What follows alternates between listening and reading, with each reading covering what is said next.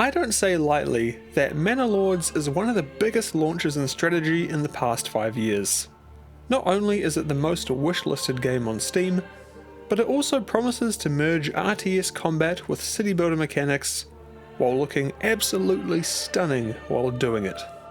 It's launching into Steam Early Access on April 26th, as well as being available day one on PC Game Pass. Extremely based. And while the price hasn't been made available when I'm writing this, I'm expecting something in the realm of $30 to $40 US. That's kinda where I'd place this. We'll see how we land. Also, this game is made by just one guy, Greg. And if that doesn't get you intrigued, man, I don't know what will, because all of that is to say that Manor Lords has a hell of a lot of hype behind it. And I mean, fair enough too. Like, look at this thing, it looks incredible, and it does promise a lot, clearly enough to get tons of people on board over the past few years. And for those of you who have been excitedly waiting for Manor Lords, I'll front load this review by saying that your hopes have probably been realised, because Manor Lords is a great game, with amazing presentation and very enjoyable gameplay across all the facets that its marketing promised. But it is not perfect. It's missing a lot of content, has a huge lack of onboarding for new players, and generally just doesn't give enough information about its mechanics and systems that leads to some frustrating gameplay trying to figure out why stuff is happening and how you can get around it. But that can't take away from what Manor Lords is. This is an astounding achievement for its solo developer, and after a bit of time in early access to iron out the creases, soften the edges, and expand its content offering, I don't doubt that Manor Lords will be left as an exceptional game, one that will be considered one of the best strategy games of the decade, and absolutely worthy of its 2.5 million wishlists on Steam. Oh, actually, scratch that, it's 3 million now. They got 500,000 new sign-ups in the week it took me to write this video. Holy. Alright, well, with that being said, welcome to my review of Manor Lords. Manor Lords takes visual and mechanical inspiration from 14th century Europe. It's a land of lords and peasants, soldiers and craftsmen. A cruel world, quite honestly, despite its visual splendour. People starve, fall ill, get slaughtered in combat, or simply die of old age and get thrown into the corpse pit. And as the lord of the manor, the manor lord if you will, it's your job to ensure that your subjects die as infrequently as possible, and live reasonably happy, productive lives. Manor Lords is an intricate game, and nearly everything that a medieval villager would require falls under your purview. You've got the expected things, like ensuring there's enough food and housing, but it's also your job to get those resources where they need to go, provide the logistical means to do so, and task your subjects appropriately to make sure that the important things get done. You've also got rival lords to deal with, land expansion to manage, military forces to arm and lead, and good old Mother Nature to contend with.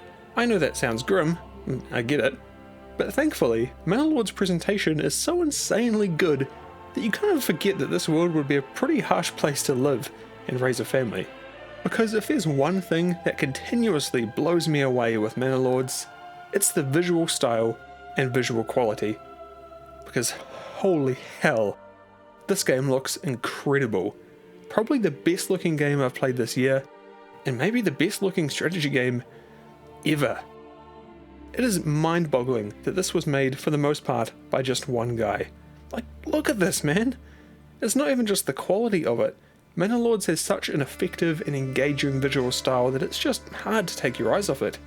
It captures that 14th century medieval vibe perfectly, with everything from the cozy wooden houses to the wheat farms that gently blow in the breeze, to the monolithic churches that tower over your peasants.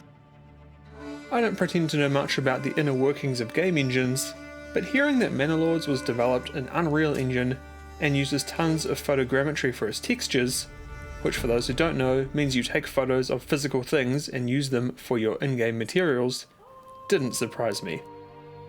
Because it's simply just a cut above everything else in this space and might genuinely be the first next-gen feeling game that I've played. The moment that really caught me was switching into the game's third-person mode, where you're able to walk through your towns and see what you've created firsthand. Because this mode is inherently terrifying for anyone hoping to develop a strategy game, usually you'd want to do your best to keep people looking at your buildings and units from as far away as possible to hide your low-resolution textures or blocky models. But here, Manor Lords says frick that and lets you get right up close and right next to the things that are usually just a speck on your monitor. Seeing this level of detail is astounding. Hell, this looks better than some actual third-person games from the last console generation. It's just crazy. And the other part that caught me off guard was the draw distance. Like, look at this. I had a farm on a hill that I'd built quite a distance away from my main town, so I decided to walk there. And you could fucking see the windmill and church in my town from the hill, like just turning around as it does. Like, this is crazy. This is absolutely god tier draw distance. The immersion is just really impressive. And perhaps the best thing about all this is that you don't need a monster PC to run Manor Lords, which is a sentiment that I've been reading online pre-release, with people saying they need, NASA supercomputers to run this thing. Because I had everything maxed out on my main PC at 1440p and maintained a rock solid 60 FPS, which I cap manually for recording, so it would have gone higher. I then played quite a lot on my laptop as well, which I didn't cap, and I had the settings set to high rather than ultra, and it still performed amazingly, sitting around 80 FPS on a moderately sized village with DLSS set to quality. And some of that footage is actually in this video, and I'm not sure you'll be able to tell what footage is captured on the laptop. I also tested this on my main PC with a GTX 1070 after my 7800 XT was, well, unceremoniously removed from my rig. And to my surprise, it was more than playable at 1440p with FSR set to performance and medium-high settings. I even found that I prefer the look with FSR or DLSS on and some artificial sharpening added, rather than not. You can see the comparison here. I just reckon it looks a bit too sharp otherwise, and the other anti-aliasing settings weren't really doing it for me. So the upscaling tech is a win-win for both performance and quality. The only downside is that there is some quite severe ghosting when you've got the game speed increase with upscaling on, but that is mostly with FSR, so if you can use DLSS, it'll look a lot better. Also, big props to Manor Lords for having a pretty vast set of graphics options, and you can even change them when you're in-game and see them update in real time. Very nice. Pair this with the fact that Manor Lords is launching day one on PC Game Pass, and you've got a surprisingly accessible game in both its cost of entry and the hardware required to enjoy it. The visuals certainly take the spotlight here, but the audio is nothing to sneeze at either. In fact, it's really great. It helps to capture the vibe and atmosphere, and it does it really well. Whether it's the calming strings that feel like a mix between Stronghold and The Witcher, your villagers chatting in your marketplace, or the sounds of the weather bearing down on you, Manor Lord's entire presentation style, from visuals to audio and everything in between, is exceptional. And it's perhaps worth the price of admission on its own, as a dedicated vibes-based strategy game for chilling out as you watch the newest Jackson Tyler documentary on your other monitor. If you know, you know. The premise for Manor Lords gameplay is fairly simple, but it's worth clearing up some misconceptions before we get into it. Firstly, this is not Total War, and it's nothing like it, despite what some people might say. I'm pretty sure they just see the squads of units and a UI that looks vaguely similar and just point at it and say, yep, that's Total War. But yeah, it's not Total War, it's nothing like it, and you know what, it's not even like a traditional city builder. The scale and the scope are totally different, because in city builders you're growing a big population and you're affecting vast areas of industry with just a click or two, and you broadly fulfill people's needs and wants according to their requirements. But Manor Lords is probably more akin to something like Anno in terms of its management aspects, but on a much smaller scale with a lot more granularity. And if you played Banished back in the day, then you might see some similarities to that as well. And if you did play Banished back in the day, you're an OG. Here, you're assigning individual families to jobs, growing the physical items of food that they eat, tending to the crops that they grow, and conducting detailed trade with outside parties to import or export goods. To start, you get 5 families, some supplies, and a couple of basic buildings. And from there, you grow your town into a sprawling for the time metropolis full of everything a medieval era peasant would want. Like bread, some nice clothes, and a big old polearm to fuck up any bandits who get too close. But to get to that stage, you've got to construct all the buildings that are involved in their production, as well as grow your town large enough to where you have enough villagers to work all the jobs you need and pick up the weapons to fight with. Manor Lords takes a different approach to its contemporaries by counting families rather than individuals. And while it does do that too, the number of families you have is the most important metric. It governs how much you can do at any one time, and how much of a drain you'll have on your resources. Because a sawmill or a farm is nothing without the labourers who work it, so a big part of the gameplay is managing your families by assigning them to jobs. At the start of the game, this can be a bit of a juggle, as you often won't have enough families to work all the jobs necessary. So you might have one gathering berries, one chopping wood, and one managing the storehouse and the granary. And then you've only got one left for construction, but then if you want to also start gathering firewood, you've got to make some decisions as to what people are doing and what's most important. As you grow your town by holding a high enough approval rating and providing enough accommodation, families will start to migrate and increase your population, therefore being able to fulfill more jobs. Each new family is a new job that can be accomplished, so seeing that number tick up remains a very satisfying occurrence, even when you're many hours deep. Family and household management is actually a surprisingly large part of Manor Lords, because once you level up your housing plots, the family occupying it can be assigned as an artisan. This removes them from the general working pool and dedicates them to a specific role, like making clothes, brewing ale, or forging weapons. And this is part of a larger system of housing extensions, where if you build a house with a large enough plot, you can construct an extension out the back, like a veggie garden or a chicken coop. So not only is this a great way to add some variety visually, but it's also a very useful gameplay tool to augment food and resource production outside of your regular suppliers. Speaking of housing plots, I'll add here that Manor Lords has this really smart dynamic build system for housing and other things like farms and roads, and it's really good. All you need to do is basically add 4 plot points and it will try and fit them to the landscape and any roads really beautifully. It's mostly thanks to the system that it's hard to build a town in Manor Lords that doesn't look really great. Like, I think it actually might be impossible. I'd be interested to see if you can build an actually ugly village. Once you've built the hardware and got enough peasants to fill your army roster, you can rally units from your town and fight off enemies in small-scale battles around or sometimes even in your village. There's some basic troop management mechanics when you fight, like a fatigue and morale system, and you can even hire some mercenaries to fight on your side if you're strapped on swords but swimming in cash. You can forge light weapons pretty early in the game, but equipping your troops with the high-end weapons and armour is a later game affair, and it will require some points put into their respective development trees as you level up your town. This system is great, by the way. Each point feels like a meaningful upgrade, with all providing tangible bonuses and rewards. It probably requires a bit of balancing, as some of these feel way more impactful than others, like the trade bonus, but I'm sure that'll be fixed and I can't wait to see what else gets added here once the game develops. It's also purposefully designed that you can't fill out this tree with any one village, so you have to expand across the map by claiming regions. Here you can start to build a new village, and you can kind of target each village to focus on a specific idea. So your first might be kind of a jack of all trades, and then your second town might be something that's dedicated to farming or weapons production or something like that.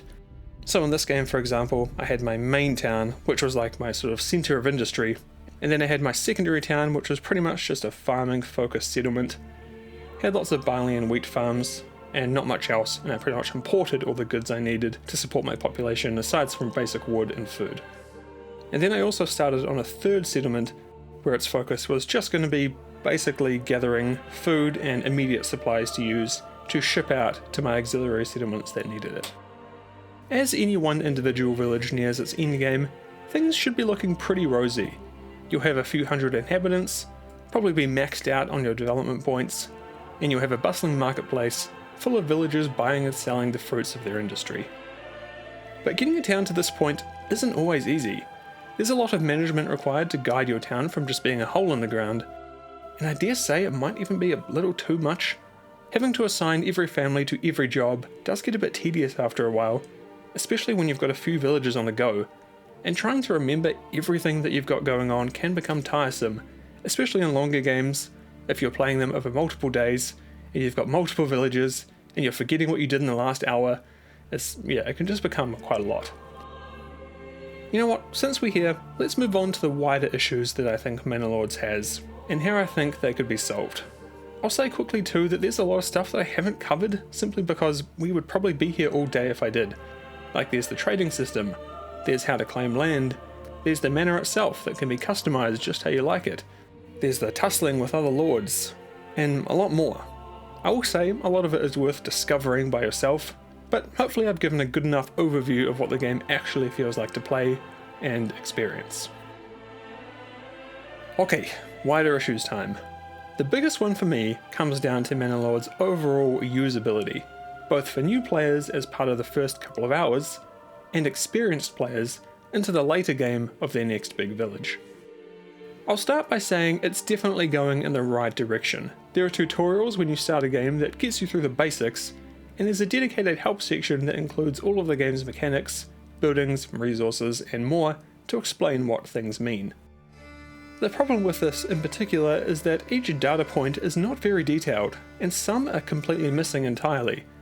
I'd also like if there was like a search function and maybe be able to have them sorted better, like maybe alphabetically, but I'm not docking points for that as it's clearly going to be expanded as time goes on. The main problem I have is the lack of general information that's provided to you as you play, and not just in the tutorials, because I think what's there is fine for now. It is a bit scant, and I'd like to see something more in-depth for 1.0, especially to ease brand new players into the game, because I'd guess there will be a lot of new people to this kind of subgenre here thanks to the massive reach and broad appeal that Manor Lords has achieved. But this is what I mean when I say lack of general information. If I had a second family to work at a building, for example, I don't know what that family actually does. Yeah, some are obvious, so if I say add another one to a woodcutting camp, I should get wood faster, right? But I have no idea how much faster. Is it twice as fast? 50%? 25%?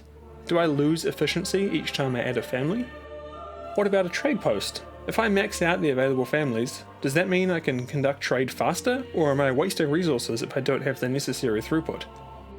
How about this hitching post? How much more logistical efficiency do I get by adding another ox or family?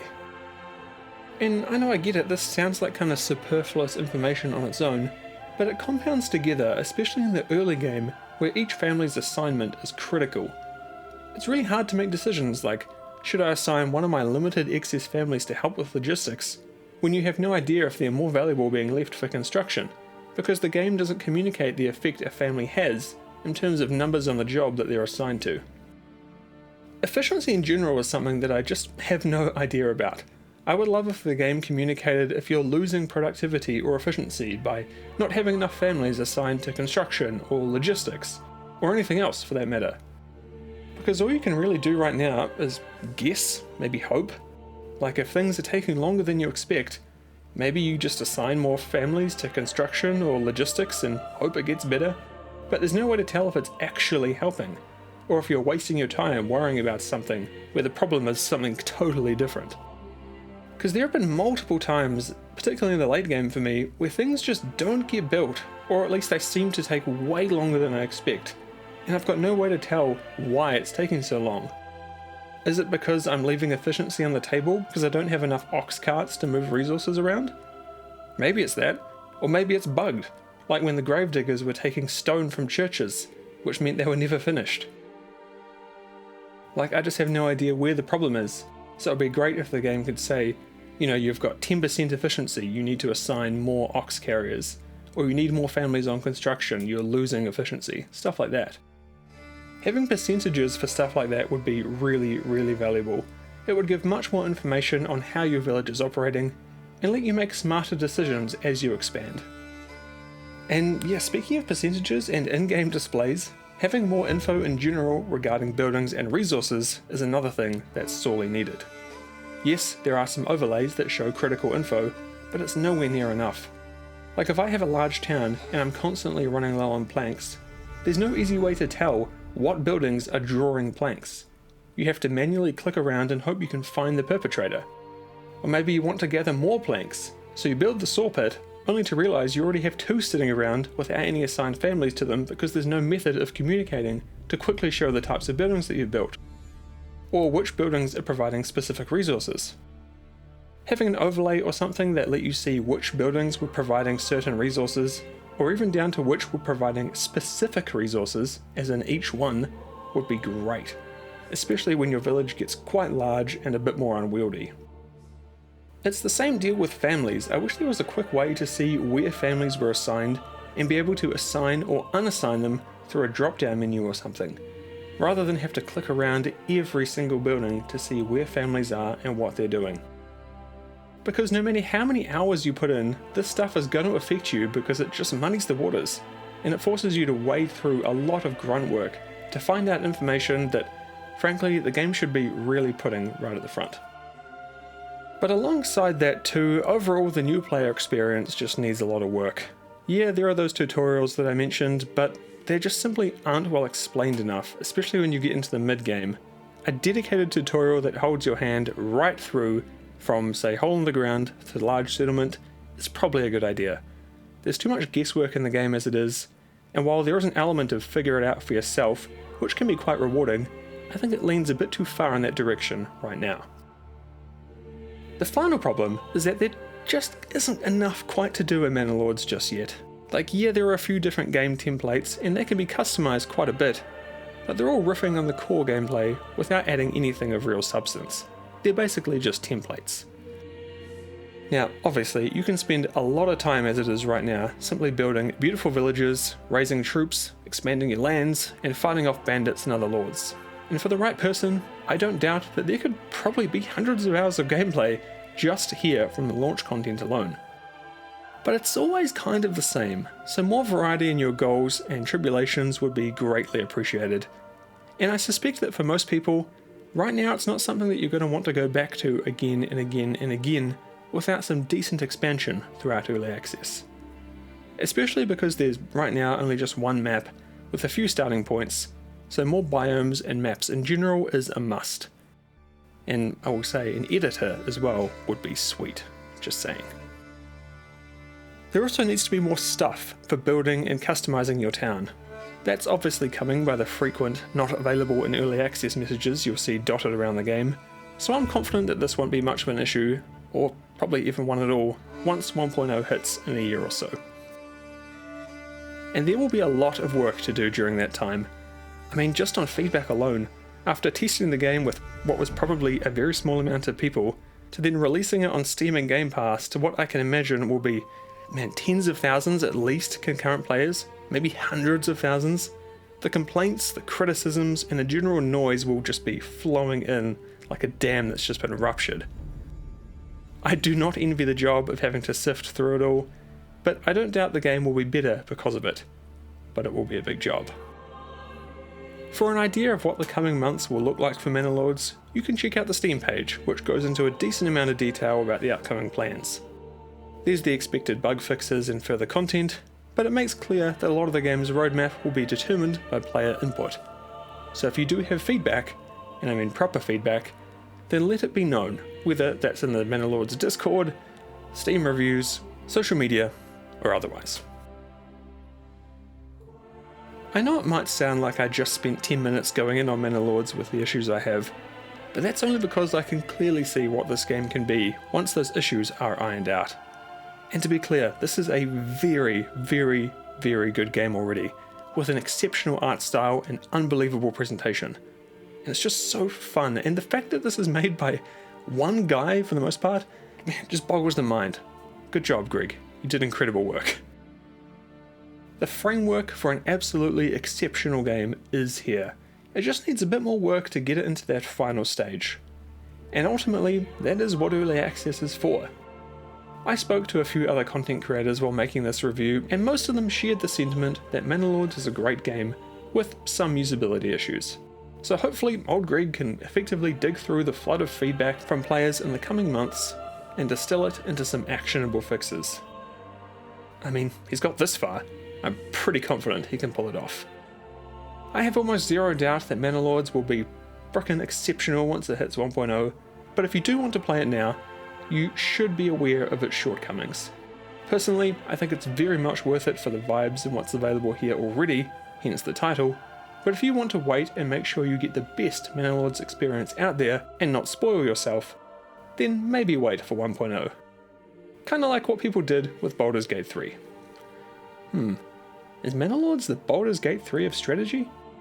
Yeah, you know what? Maybe. Maybe. Thanks so much for watching, and thanks to my patrons and YouTube members who keep the lights on here. So thanks to Dakayo, Bad Ghosts, Sean, Greyspirit4, George, Netters, John Kaiser, King Thickums, Pavel, Bram, Christian, Dan, Bishop's Arch, Orion, Dasrufkin, and Cameron, and my paladins, Johnny, Marika, Age of Cause, Joe, Tank, and Imperian. And thanks everyone very much for watching, and I'll see you all next time.